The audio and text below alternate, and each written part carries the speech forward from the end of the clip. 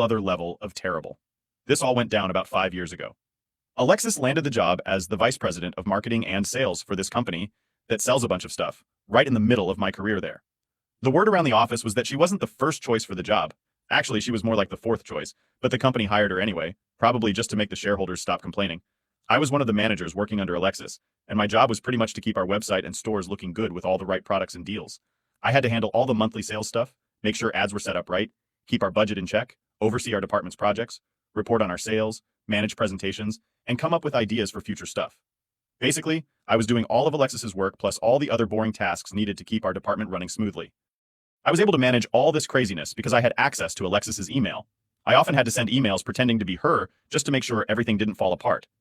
Meanwhile, Alexis was hardly ever in the office before 10 in the morning, spent loads of time out at fancy lunches, and was always planning some company party or another. And guess who had to organize those parties? Yep, me.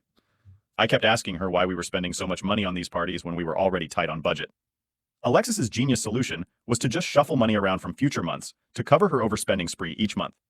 So at the beginning of the month, I'd start with our original budget, and by the end of the month, I'd have to tweak it according to Alexis's instructions to make her look like she was keeping costs down. This little detail about the budget is going to come back to bite her later on. So let me tell you, trying to juggle all the stuff I was responsible for definitely led to some slip-ups here and there. I mean, handling a mountain of tasks pretty much turned my days into these 12-hour marathons. My routine was basically working in the office, then continuing to work at home after my kid hit the hay. Even my weekends weren't spared. I'd start before anyone else got up and finish after they all went to sleep. Now, when Alexis's first big holiday season rolled around, let's just say the sales were a total flop. Alexis couldn't make up her mind about how she wanted the stores to look and kept hiring new advertising and PR folks left and right, hoping to boost sales. The kicker? Most of these new hires were her buddies, and she completely ignored the plans her own team had put together, thinking she had better ideas. Around this time, I was battling this nasty infection that escalated into sepsis, landing me in the hospital. The docs, along with my husband, told me straight up that the stress from work was a big part of why I got so sick. They said I needed to take a step back and chill for a bit. While I was trying to recover, I had this moment of realization about how much I was sacrificing. My health, time with my family, and even the company's well-being. But old habits die hard, and I found myself sneaking a peek at my work and my boss's emails on my phone. What I saw in those emails made me see red. First off, there was this fancy bouquet from the higher-ups at work wishing me a speedy recovery. I figured Alexis must have been behind it, especially since she sent me her personal favorite flowers. I went into her inbox to tidy up a bit, like filing the receipt for those flowers so they could be sent off to accounting. But then I stumbled upon some emails from the last few days that were totally not work-related.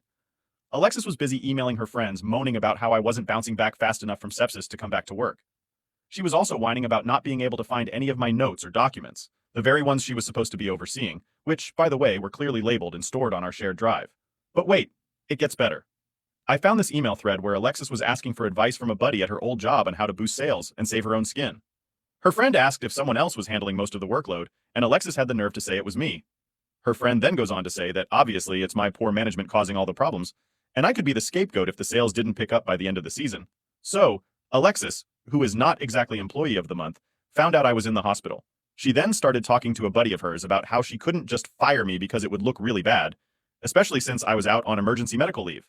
But she figured if she could somehow show I was doing something wrong at work, like stealing from the company or misusing company stuff, then she'd have a perfect excuse to fire me and pin any problems on me. When I got back to work, Alexis tried to act all concerned, telling me she thought I was taking on too much work and wanted to lighten my load. She said she'd handle the department budget herself and asked me to just drop off some invoices at accounting. She also made it clear that I wasn't allowed to chat with anyone in accounting about budget stuff or go to HR if I had any issues. Instead, I had to talk to her directly. Yeah, it was pretty obvious she was up to something. Lucky for me, I had a good friend in accounting named Anna. Not her real name, but let's roll with it. Anna is about 50, and she's always been super supportive, telling me she'd have my back no matter what. So, armed with that knowledge, I grabbed the invoices Alexis wanted me to drop off, but I also decided to spill the beans about everything I'd found out. I shared the nasty emails I read while I was sick, the real budget numbers that Alexis hadn't fudged yet, and even some old budgets that had Alexis's own notes scribbled on them about what numbers to tweak. I even threw in an email where Alexis had basically threatened to replace me if I didn't do exactly what she wanted with the budget. So, there I was, walking over to accounting to drop off the invoices when I ran into Anna. I decided to play it cool and told her, in a very serious tone, that according to Alexis, she was the only person in our department allowed to discuss the budget and invoices with accounting.